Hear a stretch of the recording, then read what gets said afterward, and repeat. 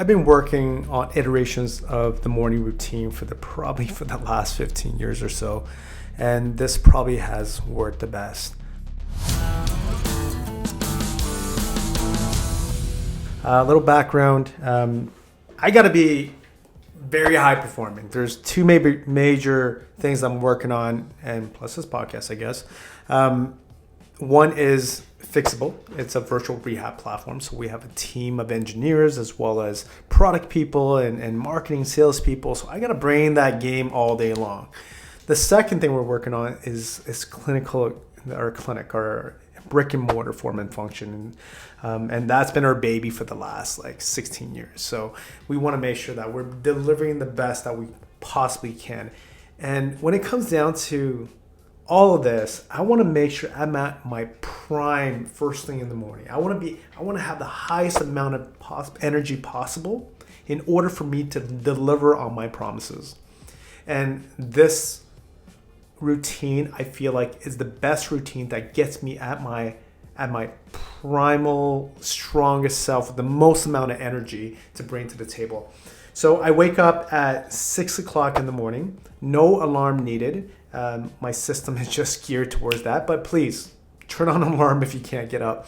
6 o'clock in the morning, I use a 5-second rule. So 5, 4, 3, 2, 1. There's literally a book on this, a whole book just on the 5-second rule. It's crazy, but read it. It works. And I say to my head, and I get up and I go brush my teeth, splash some water on my face, and come back in the room.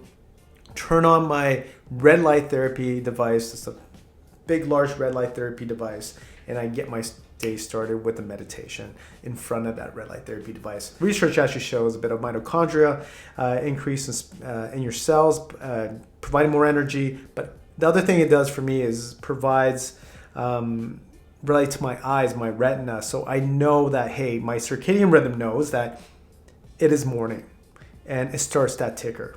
So it helps me with sleep at the end of the day. Now, I try meditating on my own without anything else is a challenge. So I bought the lifetime subscription to Calm. They don't sponsor this, but great application, and I've been using it for the last 3 years or so. And I turn on Calm, meditate, and I just probably do that for about 15 minutes to 20 minutes in the morning, and about 5 days a week. I try to get this done. Once that's done, I go downstairs. I have a large drink of water to get going. I want to rehydrate myself and make sure that I have enough of that water. Like, we use filtered water in the house.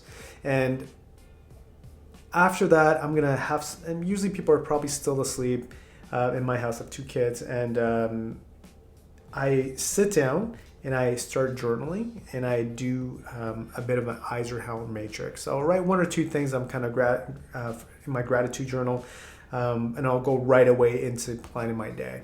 So I use the Eisenhower matrix to kind of break down what's the most important, most urgent, as well as most least important and least urgent items. And some things like you feel like you need to do right away are not very urgent, nor is it important to the mission that you're on. So making sure that I'm putting those items in that bottom right corner so I'm not reacting, right? So if you're looking at the Eisenhower matrix, the top left are the items that are most urgent and most important. So you think to yourself, you'd be doing those items at the top left, right? Most urgent and most important. Actually, if you actually plan your day and plan your weeks really well, you probably have the least amount of things on that top left, because you'll actually have more items on the top right where there's things that are important but not urgent, because you're on top of things, right? Things are not always about to, not everything's on fire, and it's about to, crumble if you don't just work on it right now and then. And that's what really causes stress. So I try to be on top of my agenda for the week, and in order for me to be at the top right corner where it's not as urgent, but it's important. Right. So, and I try to get 1 or 2 of those items started for my day during that period of time. Also, at that period of time, I try to delegate the items. So the things on the bottom left corner, things that are not so important but urgent, right? I try to delegate that, right? I try to get that out to the people that are responsible, our executive teams.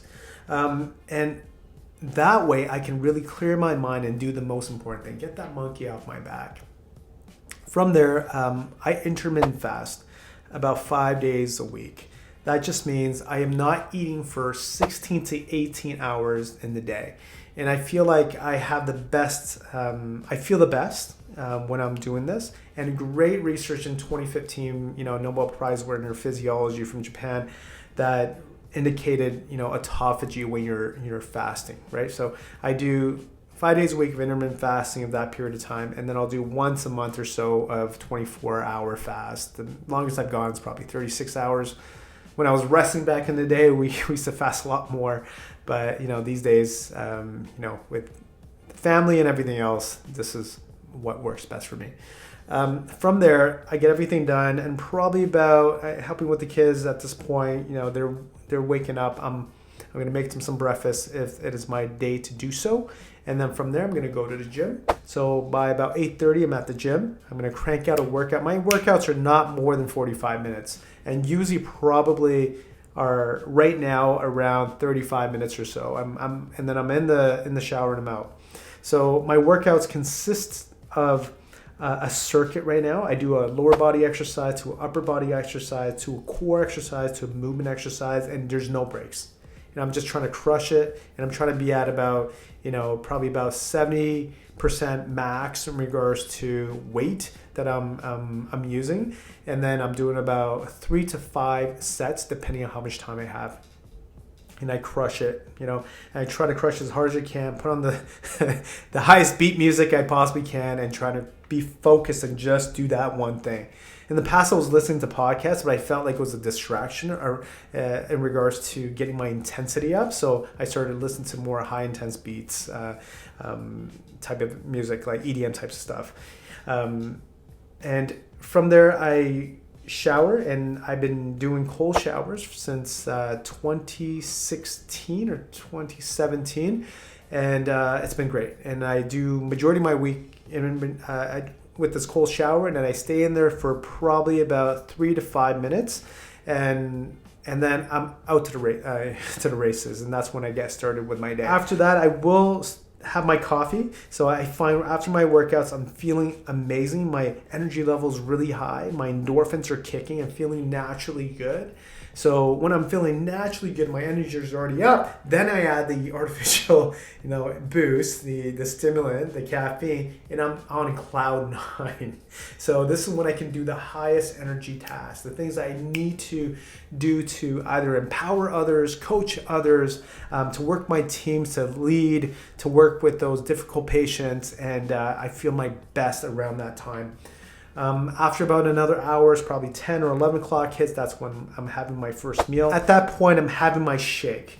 So I prepare that shake before I leave, or the day before if I'm really strapped for time. And it's a combination of oat milk or almond milk. I'm going to put a couple scoops of high protein, Greek yogurt that's low fat. And I'm going to add 2 types of berries usually, blueberries or blackberries, or raspberries. And for the seed side of things, I use chia seeds, or I use flaxseed, grounded flax seeds. And that's pretty much it. If I don't put any other sugars, I feel like all that has enough stuff, and that's what I break my fast with. On alternate days, sometimes I'll just bring an avocado, and I'll have like a egg that's already prepared, some scrambled eggs already prepared, and I'll just mash it together and I'll crush that if I really want that. And I'll sometimes put some things like that has some probiotics in it, such as a kimchi, right? So that's how I break my fast, and that's how I get my day started. Now, in regards to my when do I eat my last meal? My last meal is usually around 6 o'clock or 7 o'clock. So if I go to a 7, I probably don't have that shake. In the next day, I'll probably have that lunch instead. And then my last meal is around 7. And then if it's around 6, then I'll probably have that shake as my intermittent fasting.